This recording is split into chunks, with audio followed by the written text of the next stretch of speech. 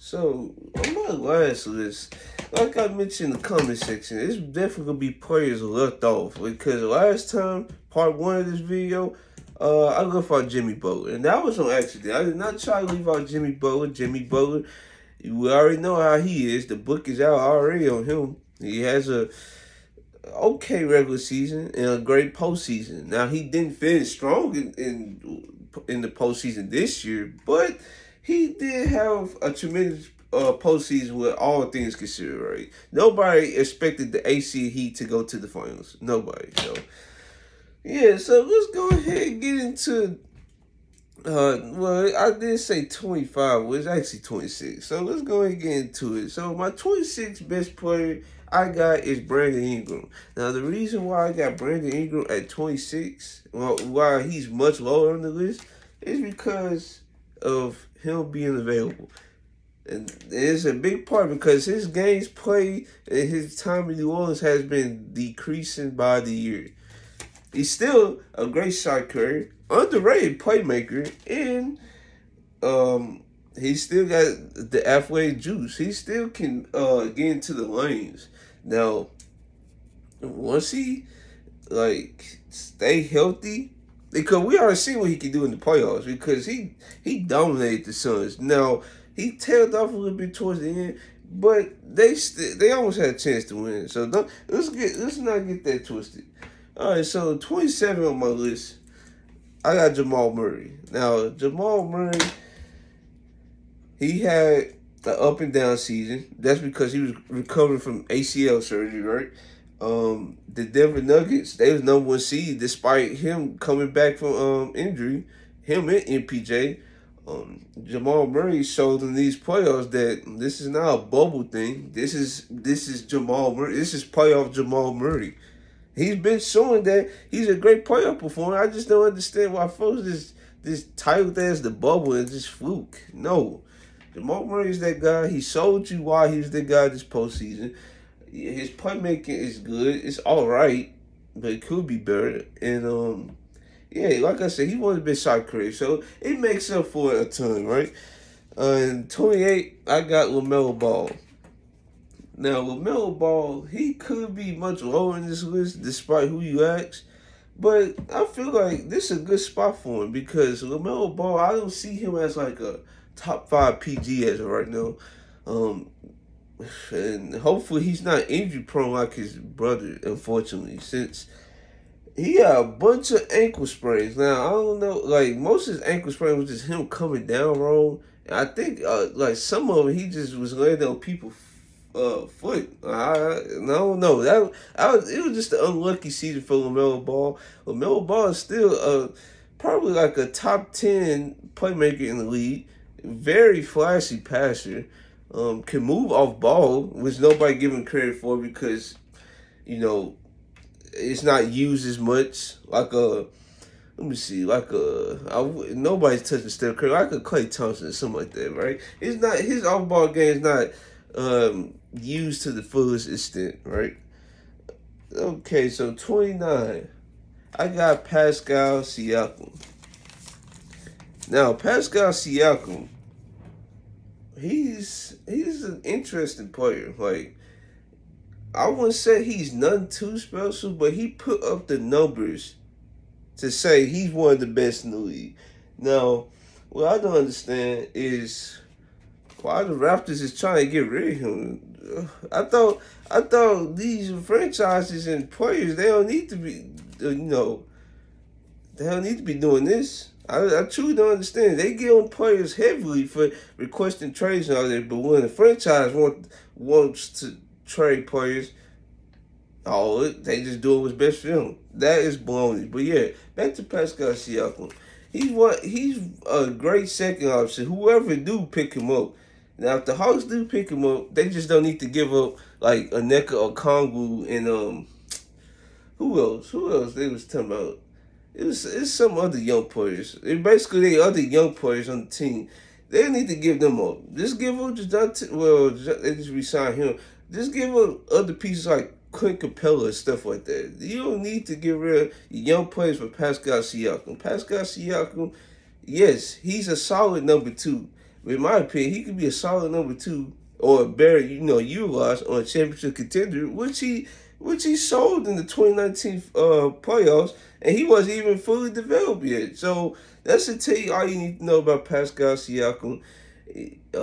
He's a good rebound. Like I said, he's just a good second option. He gonna do the dirty work, and he can create his own shot. In the last few years, when the Raptors didn't have like a KD Kawhi type shot creator, he's been the best ISO scorer on that team. And folks don't give him credit for that, but folks think it's Fred VanVleet for some reason. I don't know why. And 30, I got Jaylen Brown. Now, Jaylen Brown, he could be higher on this list. Matter of fact, you could say he's better than guys like LaMelo Ball and Pascal Siakam, and I wouldn't budge. Because he just made All NBA second team, right? One of the best. He's probably the second or third best second option in the league. He been to multiple Eastern Conference Finals with Jason Tatum. He looked good the year prior, but this past year it was bad, bro.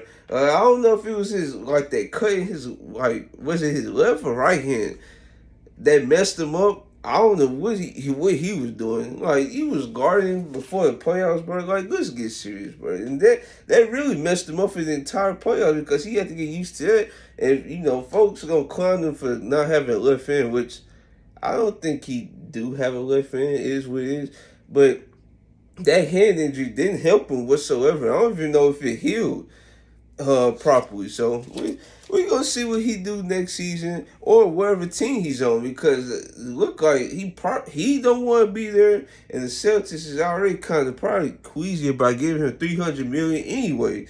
So yeah, let's go ahead and go to 31, and I got Karl-Anthony Towns. Now, folks are sleeping on Karl-Anthony Towns. Let's get serious. Folks are really sleeping on Karl-Anthony Towns. I wish I could go back further, but this weight right here.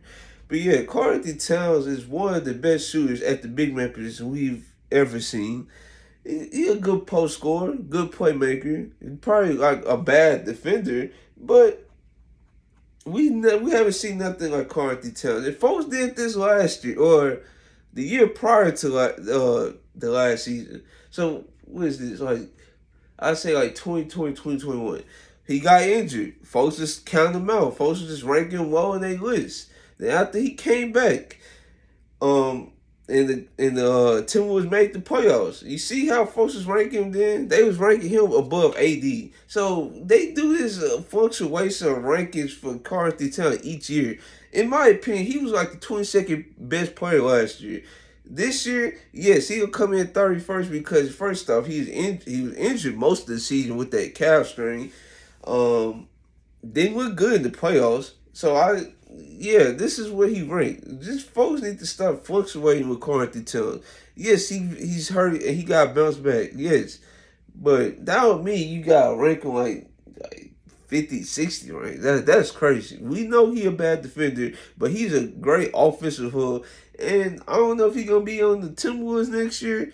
I feel he probably go to another team because that Gobert cat parent, I don't know how that's going to start out. I just don't want, the season start. They start slow. Then they have to trade Karl-Anthony Towns. So, yeah, that's my thoughts on Karl-Anthony Towns. 32, I got Domantas Sabonis. Now, the reason why I got Domantas Sabonis right here is because I really didn't have him ranked highly the year prior. I think I had him right around the 40s and 50s range. Now, he did make a tremendous jump on my list. He did. He most definitely did because he had a great regular season. But in the playoffs, he cannot eat up space against Kevon Looney for some reason. And the moments he did, it was all tough buckets and probably mostly misses.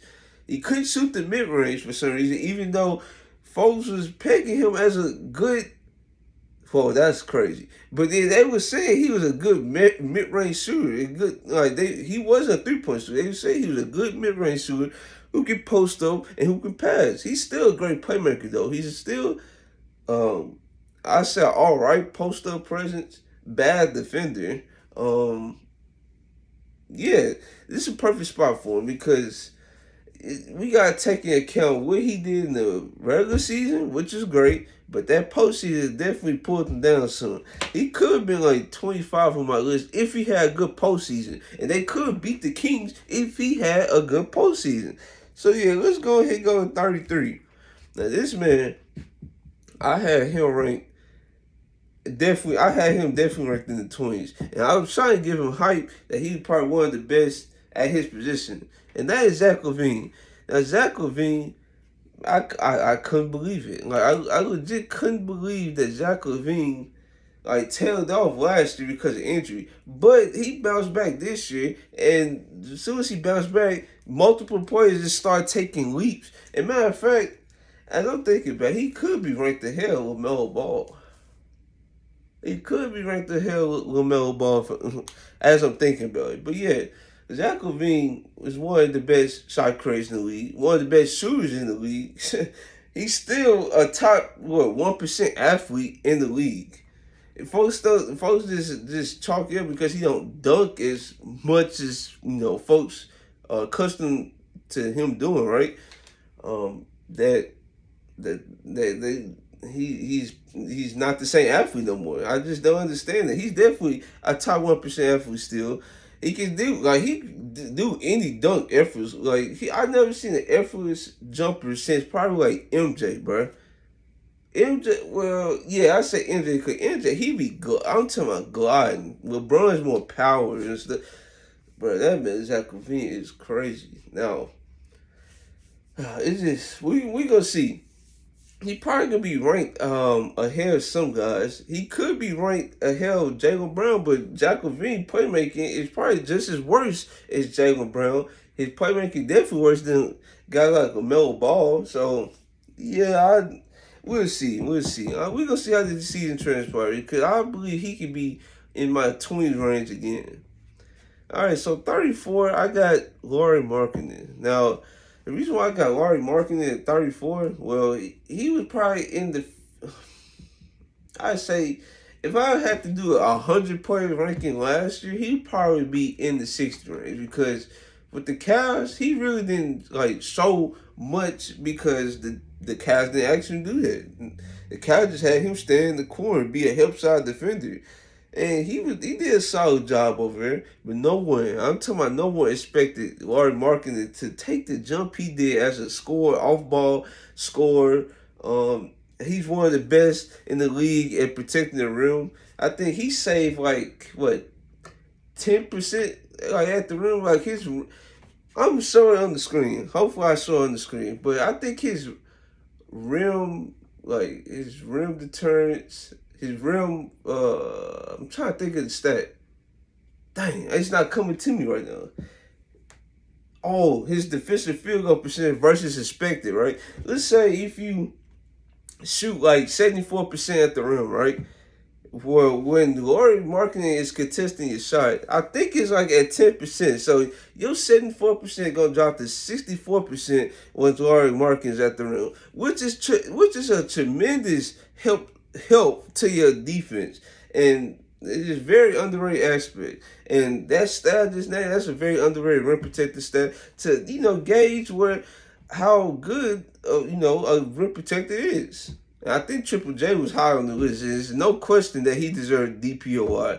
All right, so 35, I got another DPOY candidate.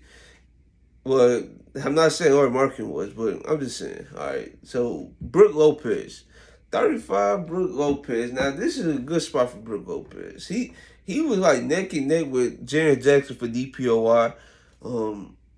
He's been in the running for DPOY since he's been in Milwaukee, really.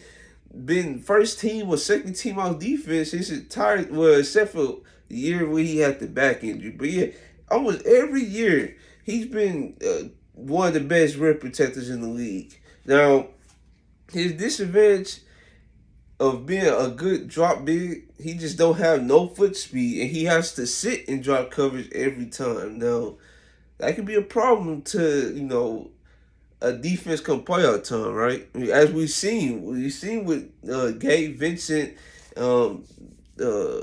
what's his name, Max Strus. How they was coming out the screen, and he was just in the paint, and nothing the defense could do at that point. So, and he's a good. You can say he's a good stretch big, and also he's a great post defender. So if you're facing guys like Jokic or this is the Vucevic, guys like Anthony Davis, even if you try to back him down, or Joel B, for example. If you try to back down Brook Lopez, it's not gonna be as easy thing. You just gonna have to use your speed and quickness against him. He's just a brick wall when you try to post him up. So yeah, that's all I gotta say about Brook Lopez. I wish he could sign with another team, and that's how valuable he is. But he definitely, I wouldn't say he deserved the 24 mil.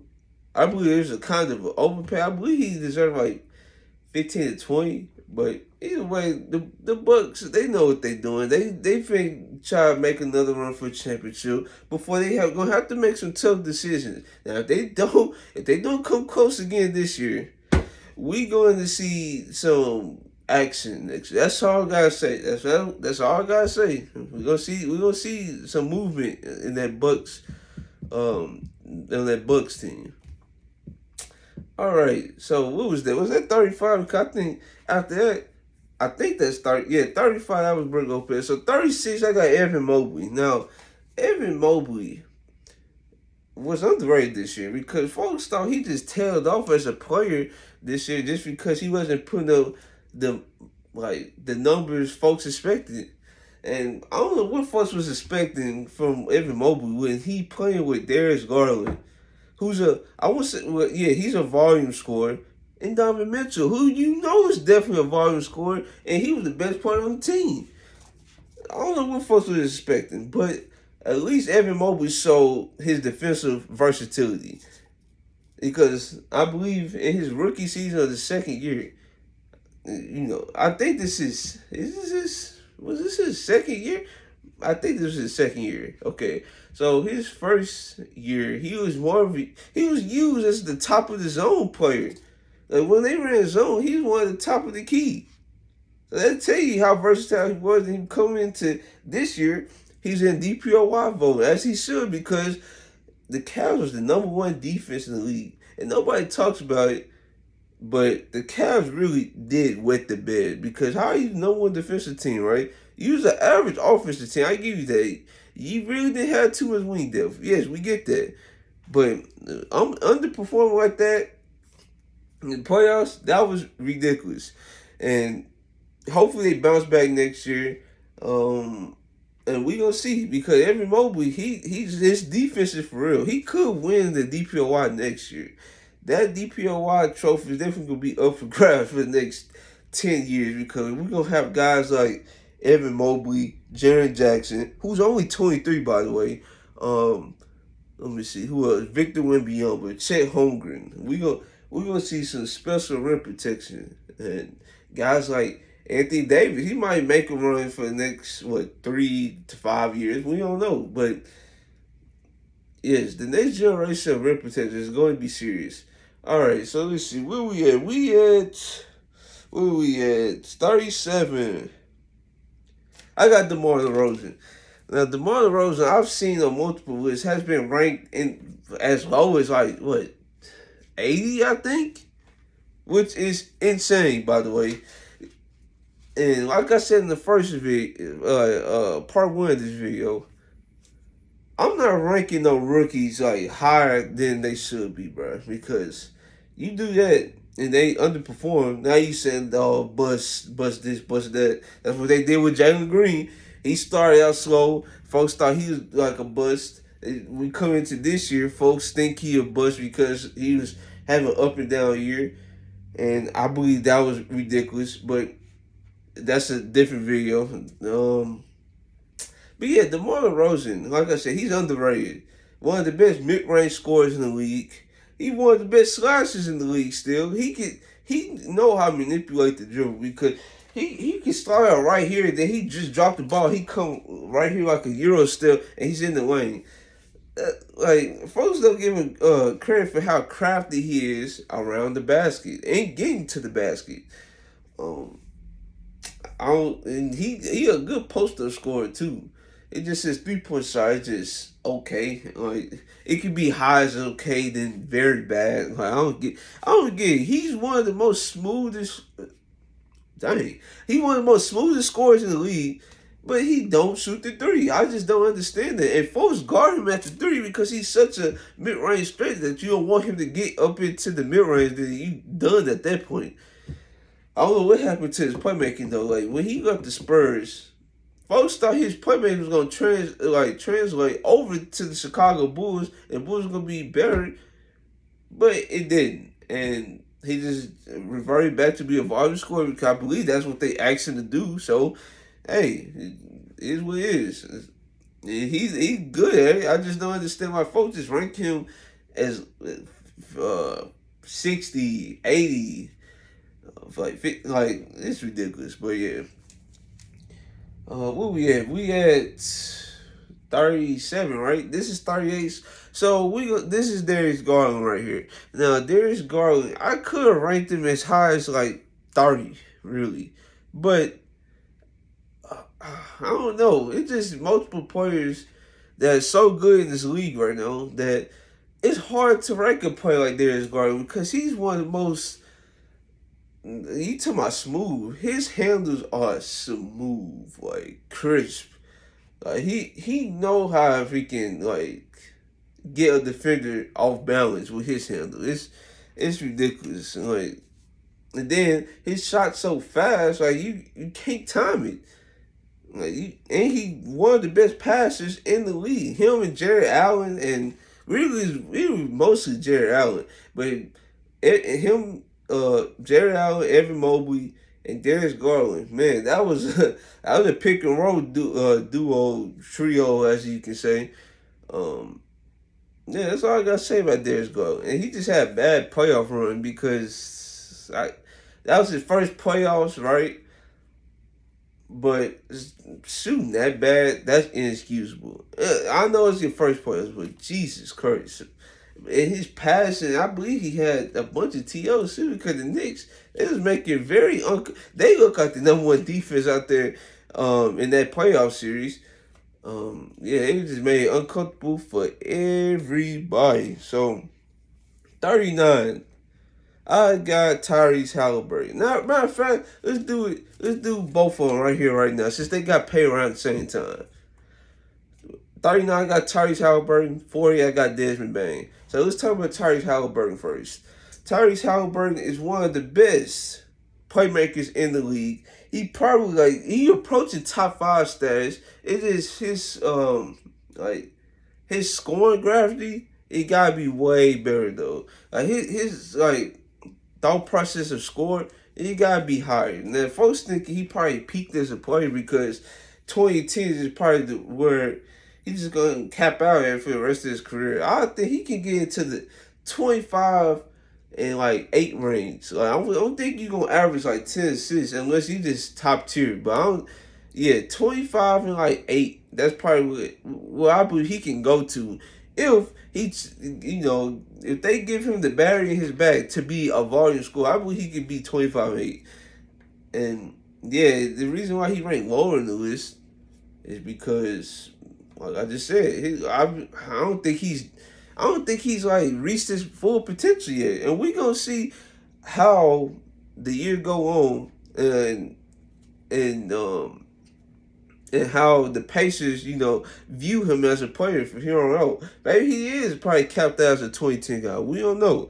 All right, like I said, 40 is Desmond Bane. Desmond Bane is one of the most prolific 3-point shooters in the league, underrated 3-point shooter, deserved his contract. Folks gonna understand down the line once the Grizzlies keep making playoff runs. Desmond Bane was probably the best player in the Timberwolves series. Desmond Bane this year, I don't think he maybe second or third best in this playoff series. I believe he probably was. I don't know. That entire Grizzlies team did bad. But yeah, Desmond Bane, he's been proven as a playmaker. The coach that just went to the Raptors from their staff, they challenged him to be a playmaker or a secondary ball handler because Ja Morant, he not gonna be on the floor all the time. Ja Morant, once he is on the floor, he not gonna be getting like bringing the ball up 100% of the time. That's just unrealistic. And Desmond Bain and his assist numbers been going up and up each year. So I don't think like this is like some overpaying. This is actually a good deal, and with the contract and with the revenue going up expected with this mid-season tournament, that contract might age beautifully. But we gonna see. So that was 40. Let me see, what was 41? Oh, okay, this is 41. Mikal Bridges. Now, Mikal Bridges, he definitely improved as the year went on. Now, Devin Booker, he's out with injury to start the year with the Suns. So Mikal Bridges had to step up and be the number one option, and that was bad to say the least. Like they was giving him the ball to try to be like first option coming off screens, like put him in the D Book role, like try to make him operate in the areas D Book be operating in. And it wasn't good. Now, I don't know what that was about. Maybe he just had to get reps, more reps, as Devin Booker was out with some type of soft tissue injury. I forgot what it was. So yeah, and then when he went to Brooklyn, then that's when Mikal Bridges was more comfortable as a first option. Now he didn't do good in the playoff run as a first option, but he definitely did good in the regular season, and folks was having him on their All NBA ballots. And with this new 65 game requirement, he might be on like All NBA ballot this year. And I won't be surprised at all because he's been playing 82 games since what? It's a high school, and that streak still going. So yeah, watch out for Mikal Bridges, especially if he averages like 23 points per game. Just watch out for that. All right, so 42, I got Austin Reeves. Now, Austin Reeves, folks gonna think I'm crazy for saying this, but yeah, Austin Reeves is the 43rd best player in the league. And he's one of the best passers in the league, underrated in the pick and roll. He a good shooter. He just had a down rookie season because he had to get used to the long grind of an 82 game season. He cleaned up the inconsistencies, right? He definitely was more consistent when he got more touches this year once they traded Russell Westbrook, which is no surprise because I felt like Russell Westbrook last year was holding up THT, and the Lakers made an irrational decision to trade him for Patrick Beverly, which was a bad move. I said in the video, I'm probably gonna link it down below. That was a bad trade. Austin Reeves, he showed this playoff run that he deserved his bag. Folks, I don't know why folks be taking so long for Lakers players to succeed. Like, why wait? Like, he's there. He's good. He already showed you what he can do in a playoff setting. Average 23, 50% from the field, 50% from three. We haven't seen nothing official like that. I believe he was the best player in this series. Folks think it's probably LeBron, AD. No, it was definitely Austin Reeves because he was most consistent. He averaged 20 points per game. It probably had 20 points in almost every game. So folks gonna wake up to Austin Reeves. Was he the starting shooting guard, basically the secondary ball handler, or probably the main ball handler in some occasions with D'Angelo Russell or Gabe Vincent, like they rumored to saying Gabe Vincent have a chance with D'Lo, but yeah. He definitely one of our best ball handlers in the league. And also LeBron usage rate and freaking ball dominance was lower this playoffs, which was a rare thing for him because he wasn't used off ball as much since Miami, I believe, because Cleveland's second stint, he definitely had the ball in his hands. First in Cleveland, I believe he was like mainly off ball, I believe. They give him the ball like I could be wrong in that, but I feel like he was more used off ball in Cleveland first then.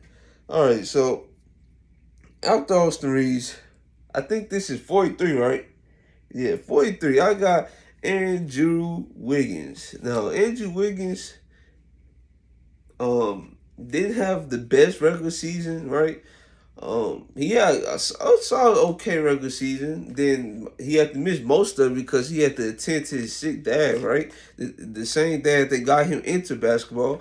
But Warriors fans going to be, Warriors fans, and feel entitled that Wiggins should explain why he's missing games to them, which is insane, by the way. But folks say the Lakers, the fan base, are the worst in the league, right? Um, but yeah, Andrew Wiggins, he's one of the best three and D. I'd say he's one of the best defenders in the league, right? His 3-point shot can be hit or miss. We seen what he can do in a finals, right? In a playoff series, against Jason Tatum. Jason Tatum looked like not good at all, and he came in his first game. Yeah, his first game back this year against the Kings in a playoff series, and he looked tremendous. He looked solid in his role. Now against the Lakers, he probably didn't do as good, but for the circumstances given, he looked solid. He looked good, and Warriors fans need to get over themselves, or you can just trade Andrew Wiggins. It don't matter because he's one of your best, probably the best perimeter defender on the team. Probably that's why, and the reason I say probably because next on this field is 44 is Draymond Green. Folks view Draymond Green is probably the best defender in the league. I believe it's AD because AD can execute any coverage you give him. Um, and he's one of the best rim protectors in the league as well. Can block shots. Can actually block shots at a higher rate than Draymond Green. Yes, Draymond Green gonna contest him, but AD can contest him and block him. So Draymond, but that don't take away from Draymond Green probably being a top 5 defender in the league. Now I'll probably have AD, probably have somebody like Triple J, right? Evan Mobley or Brook Lopez. Then we have Draymond Green right there. So it's not like I'm disrespecting the man. He's still a great defender. He's still a great defender. He the only reason that Warriors team was even middle of the pack really because their defense was awful, awful. Jonathan Kuminga and Jordan Poole, them not getting as many reps as they should have, which is a Steve Kerr thing. I don't know why he like vets so much, but yeah, they was not getting reps and they looked bad on defense for some reason. I just don't. I didn't understand why they tailed off that much compared to the championship year. I don't because they had the same. They had the same guys. It's just guys like Otto Porter who was uh who signed with the Raptors. I could be missing somebody else, but yeah. Um, oh yeah, GP2. He came back. That was supposed to help, and that it probably did help after All Star break. But man, they definitely missed his presence this year. So that was 44, right? So 45, I got Rudy Gobert. Rudy Gobert, he definitely tailed off as I say athlete really because um yeah the Timberwolves was very inconsistent this year, dog.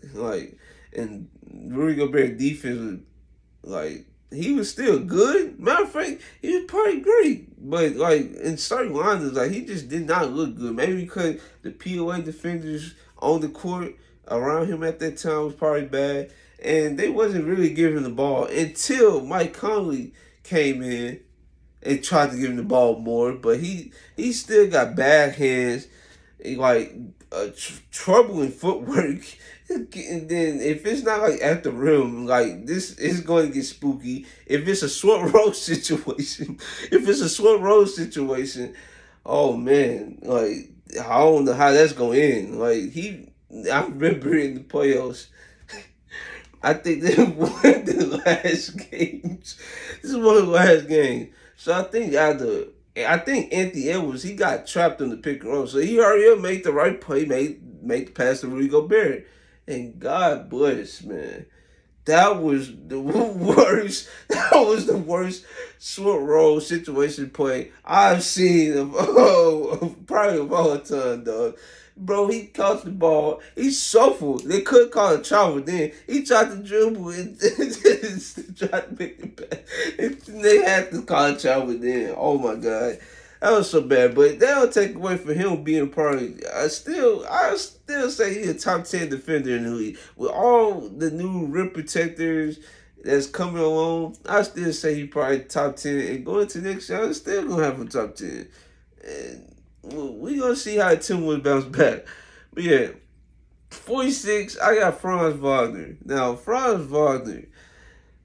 I see he's underrated on some people's list as well. Folks got him ranked in the 60s and the 70s. I'm confused about that because Franz Wagner is low key a talented passer.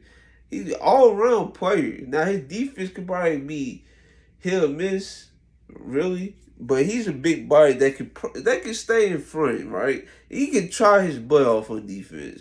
But his offense, like being a connector, like he can make the extra pass. It don't take time for him to make that pass. A great, like a good to great shooter, right? He can post up mismatches. He can do it. I'm not sure about his finishing. I gotta look it up, but his finishing was probably okay. I gotta look it up, but I'm not sure about that. But yeah, his all around game is solid, and folks gonna start waking up to Franz Wagner, but it's going to take the Magic win games to get Franz Wagner attention, right? So at the end of the day, that's gonna be a Magic thing. Now that was 47. Now 48, yeah, okay, that was 40. Yeah, 48. I got Kristaps Porzingis. Kristaps Porzingis is very um he's a very talented player. That's all I gotta say, really. He a good rim protector, probably great in some areas. Um, this is his first healthy season. His healthy season was like 60 some games. So we gonna see how that's translated over to the Celtics because if he can stay healthy for the same amount of games or probably even higher, really 65 games probably be the max out for him, right? If he can play that many games, look out because now the Celtics they add a talented player that can beat zone. He's a 7'3" stretch big, like that's crazy. He can put it on the deck when he need to.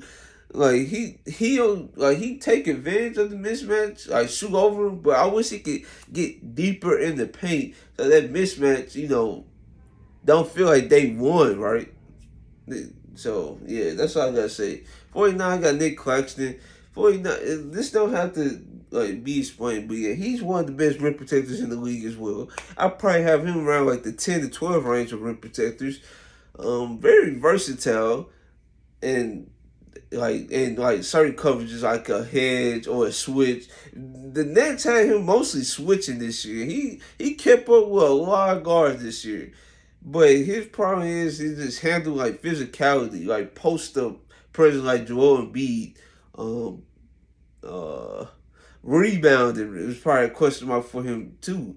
But him play finishing lives and stuff, and his passing probably can take a jump next year. We gonna see the Nets probably do some things. Now that's if they trade.